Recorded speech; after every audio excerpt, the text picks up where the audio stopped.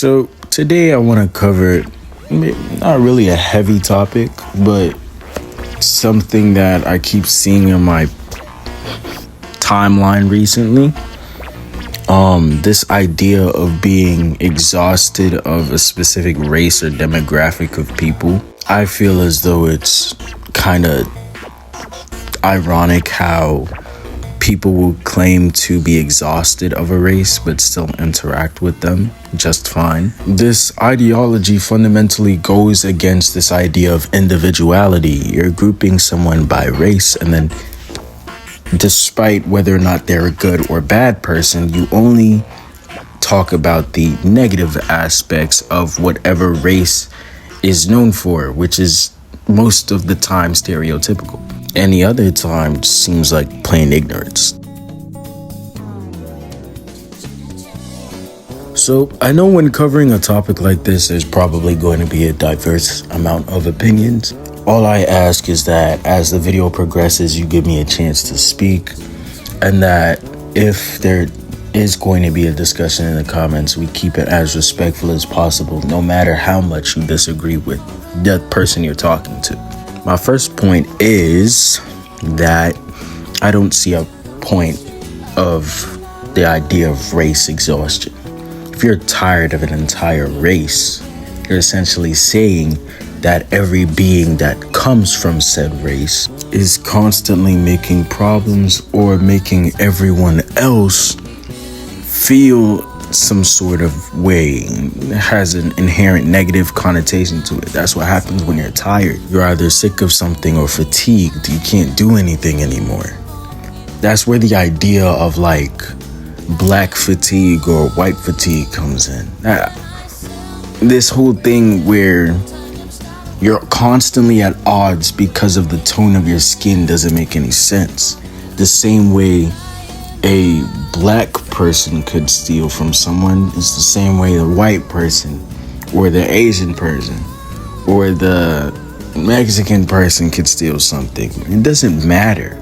At the end of the day, the stereotypes that you run off of are based off of assumptions or statistics that don't give you the full scope, or statistics that you're probably looking into the wrong way. Misinformation or misinterpretation is a big factor in the direction of multiple people's lives.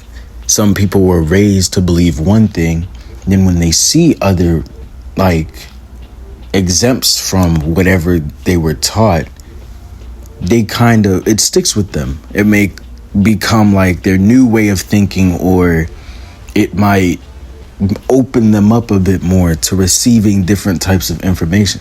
Now, both sides aren't inherently a bad thing, but it's when it becomes extreme that things start to take a very negative turn, if you know what I mean. Sometimes people who are, I guess, I'm going to choose my words carefully here, but people who are more prone to believing anything that is told to them, they're more or less likely going to be unintentionally insensitive, and that can harm them and the group of people that they may be addressing.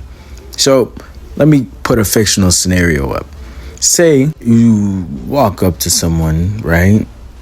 And, well, you're not walking up to them, but you're walking by them, and you overhear their conversation. They're speaking on or about a racial stereotype that has, I guess, been applied to your specific race. Now, what would you do? How would you feel? Say now you hear something about their race. It wasn't a stereotype, but an event. And the person next to you brings up another stereotype that applied to their race. Every time something negative happens about a specific race, whether it be frequently or infrequently, the racial prejudices that the environment holds or the people that exist within your environment will begin to show out. People will start expressing their opinions, whether they be correct, ignorant, or just straight up racist. This idea of racial fatigue happens in every cycle. History is going to repeat itself regardless. but the concept of it doesn't make sense. If you're going to apply a stereotype that is very much incorrect towards a group of people that don't actually do these racial stereotypes, then it kind of just feels pointless. If you see 3 people do a bad action, right, and they're all of the same skin tone, but they're like 10 other people who are actually benefiting society of that skin tone, why is it that now those 3 people negate the 10 people doing something that's prevalent or better? Racial injustice or racial separation, all of that concept, mumbo jumbo nonsense, don't make no sense.